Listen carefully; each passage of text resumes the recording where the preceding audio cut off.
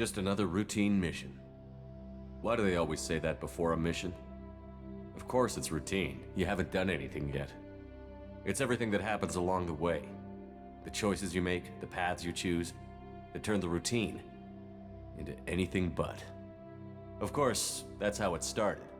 A routine mission, answering a distress call. And look where that got me. We were testing out the Normandy, Captain Anderson's new ship, when the distress call came in. An Alliance patrol on Eden Prime had been attacked. They'd seen something they couldn't explain. And whatever it was massive. I hit the ground with my lieutenant, Caden Olenko. A good kid, loyal, by the book, with a talent for biotics. We came across the lone survivor of the patrol, Gunnery Chief Ashley Williams. A soldier to the core. Tough, disciplined, ready to take on whatever came her way. Ashley joined up with us and took us to the spot where she lost her squad. That's when we saw it. The ship. Like nothing I'd ever seen.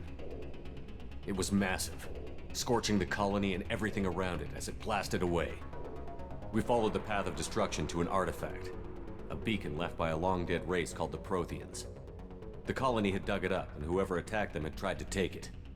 Chief Williams made the mistake of getting too close. It hit her with some type of energy. I grabbed her and threw her out of the way. That's when it hit me. Hard. Every muscle in my body went rigid. I couldn't move, could barely breathe. Everything went black. And then I saw something. A vision. Dream. A nightmare. By the time I woke up, we were halfway to the Citadel on our way to meet the Council. I was expected to explain what I'd seen. Anderson came along. So did Adina, our political representative on the Citadel. With those two heavyweights, it seemed reasonable we could persuade the Council that the ship we'd seen was a potential threat, as was the individual behind the attacks. The main suspect for the Eden Prime massacre was a Turian Spectre named Saren. He'd been seen by one of the survivors from the colony at Eden Prime, and there was some evidence to suggest that the ship was connected to Saren. But even Adina's pointed accusations weren't enough to convince the Council. They just couldn't believe one of their chosen elite Spectres could be guilty of something like that. They needed proof, which meant I needed proof. Fortunately, I wasn't alone in my search. Garrus, another Turian, wanted to help. A top agent for Citadel Security. Despite orders from his superiors that he shouldn't get involved, he told me he was suspicious of Saren, and he had some useful leads. More importantly, he was willing to share them. That led me to Rex, the biggest, nastiest looking Krogan bounty hunter I'd ever seen. He turned out to be more than just a brute. It was his intel that led to a fugitive with incriminating evidence on Saren. The fugitive turned out to be an energetic little Quarian named Tali.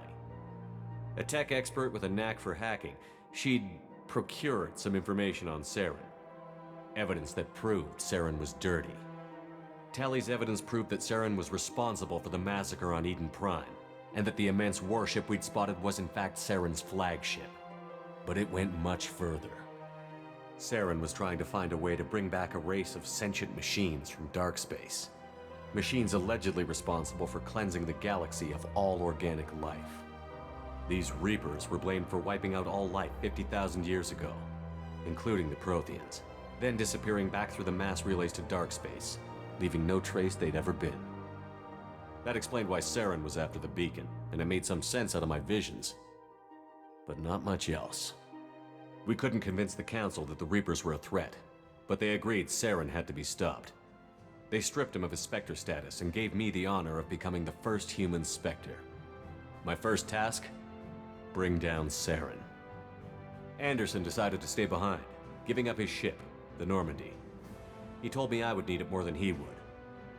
He also pointed me in a direction. Liara, a Prothean expert, adept in biotics, and maybe most importantly, daughter of Benezia, Saren's top lieutenant. And like most Asari, as beautiful as she is intelligent, and born with a unique ability to meld with other species. Liara was able to help me decipher some of the vision the beacon had given me. Nothing concrete, but it gave me some clues. And a new appreciation for the Asari. Her technique for accessing my vision was unexpected, but not at all unpleasant. Ashley was a little concerned about the connection I shared with Liara. As commander, I knew either relationship had the potential to interfere with the mission. I told Liara about how I felt. Apparently, she'd felt it too. But we agreed we wouldn't let it get in the way of our mission. Finding Saren. Thanks to Liara's help, we had our next lead. Benezia. Saren had taken her to Novaria, where he'd enslaved a dangerous race of insect-like creatures, the Rachni. He ordered Benezia to use the same technique Liara had used on me to extract information from the Rachni Queen. The Queen's drones were everywhere, and they weren't happy. We had to fight through hundreds of them to get to Benezia. By the time we arrived, Saren was gone. With the information. I tried to reason with Benezia, but Saren had indoctrinated her. He had somehow acquired the ability to control people's actions and wills.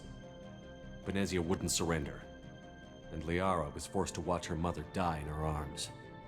And I was left with an angry, dangerous Rachni Queen to deal with. She claimed her drones would do no harm if I released her. But the Rachni had terrorized the galaxy before. I couldn't do it. I wouldn't doom an entire species for past sins. And the Queen true to her word. She left and took her army of drones with her. With Saren's top lieutenant dead, he was quickly running out of time and places to hide. I tracked him down at his base on Vermeer, but we soon learned it was more than a base of operations. It was a breeding ground. Saren was breeding an army of Krogan. He'd found a cure for the genophage, a disease inflicted on the Krogan to prevent them from breeding and taking over the galaxy. But the Krogan Saren was breeding were slaves, mindless beasts that obeyed Saren's will. I had to destroy the base, and all its research. Rex disagreed. Violently. Rex wanted the genophage cure for his people. I tried to convince him to help me destroy it, that these Krogan weren't real. But he wouldn't back down. Fortunately, Rex is smarter than he looks. He realized this wasn't the way to help his people, and that Saren was the real threat. When we finally got to the center of the base, I realized just how close Saren was to completing his plan. He was already in communication with the Reapers. Sovereign, Saren's flagship we'd all assumed was just a ship, was a Reaper. It spoke to me, threatened me. I could feel the menace it had for every living thing. It wanted me dead. It wanted us all dead. And I knew it was capable of doing just that. What I couldn't understand was why Saren would help it. But there was no time to think about it. Sovereign knew where we were. We had to destroy the base and get the hell out. I split up my team in 2 squads, sending Ash with one and Kaidan with the other as a distraction. We had a nuke, and we planned to use it. Before we could detonate the bomb, Saren showed up. We fought. I stalled him to make time for my team. And in talking to him, I realized the truth. It wasn't Saren who was indoctrinating everyone. It was Sovereign. The Reaper. And Saren was in deeper than all of them. He tried to convince me he was still in control. Said he found a way to reduce the Reaper's influence, but he was kidding himself. Or believing the lies Sovereign was telling him. Before I could convince him to stop, he ran, leaving me just seconds to extract my squad mates. I tried, but I wasn't fast enough. I could only save one of them. Ash was a good friend, and a great soldier. But I had to choose, and I chose Kaidan. That was the last time Saren would slip away from me. I knew then, the next time we met, one of us would die. With my team mostly intact, we chased Saren and his army to Ilos, a long-lost planet that had once belonged to the Protheans. As we prepared for what we knew would be a desperate fight, I spoke to my crew. We were just one ship, against Saren's growing army. I assured them all that despite the odds, we could defeat him. But Liara saw through my words. She knew I was hurting after Ash's death. She could sense my doubts. We both knew this mission could be our last. Until that moment, we'd put our feelings aside for the sake of that mission. But why wait? We gave in to each other, and it was perfect. While it lasted. We arrived on Ilos, close behind Saren. Once on the planet, we discovered a Prothean databank that helped me put the final pieces of my vision together. The Reapers had come 50,000 years ago, and every 50,000 years before that, each time purging the galaxy of life. The Protheans had fought and died, like every species before them. But a few survived long enough to leave a parting gift. The Protheans had discovered that the Citadel was the key to controlling the mass relays. By sabotaging the Citadel, they found a way to close the relays to dark space, slowing the Reapers' return, giving us the time we needed to find a solution to stop the Reapers once and for all. Saren knew this. He was leading his army to take control of the Citadel and re-establish the relays to dark space, bringing the waiting Reapers here to destroy us all. We followed him to the Citadel. It was intact, but heavily damaged. He had caught the Council fleets by surprise, and they were only now regrouping. And with Sovereign as his flagship, there was little hope the fleets could counterattack with enough strength to take back the Citadel. But Saren was done running, and I was done chasing him. As the Alliance and Citadel fleets battled Saren's army outside, I cornered the Turian bastard in the Citadel tower and confronted him. He died believing that the Reapers would save him. As I fought to regain control of the Citadel, the Council's flagship, the Destiny Ascension, fell under attack. Despite Saren's death, Sovereign and Saren's army continued to fight. The Council was aboard the Destiny Ascension, and they were requesting assistance. But I knew in order to help them, I would have to put our Human Alliance fleet in jeopardy. The Council had to be saved. They represented the hearts and minds of the galactic community. Without them, the fleets would be in disarray. Even with the Citadel back in my control, Saren defeated, and the Normandy leading the combined galactic fleet, the battle against Sovereign, a single Reaper, was relentless. It took the combined fleets of humanity and the other races, but in the end, Sovereign fell. But the costs were immense. While humanity's efforts in the war earned us our first seat on the Council, it was a hollow victory. The Reapers were still out there.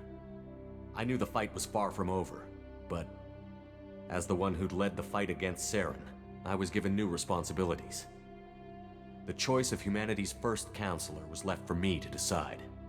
On the one hand, Udina, the lifetime politician.